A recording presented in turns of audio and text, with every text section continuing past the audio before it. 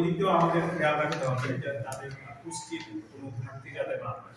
শর্করা, আমিষ, স্নেহ জাতীয় খাবার, ভিটামিন, মিনারেল এবং পানি যাতে যথেষ্ট পরিমাণ হয়। এবং প্রবীণ বয়সে অনেক ধরনের রোগ শোক থাকে, যেমন ধরেন আপনার ডায়াবেটিস থাকে, হাইপারটেনশন থাকে, হ্যাঁ, তারপরে আমাদের ঘুমের সমস্যা থাকে, এগুলি নিয়ে বিভিন্ন ধরনের ওষুধ খায়।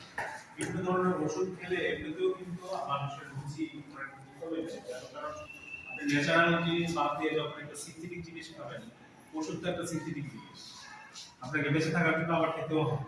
যেমন ডায়াবেটিস আপনি ওষুধ ছাড়া অনেক সময় কন্ট্রোল করতে পারবেন, লাইফস্টাইল মডিফিকেশন দিয়ে সব সময় সবকিছু কন্ট্রোল করতে পারবেন, তবে প্রথমে ওইভাবে কন্ট্রোল করতে পারলে ভালো।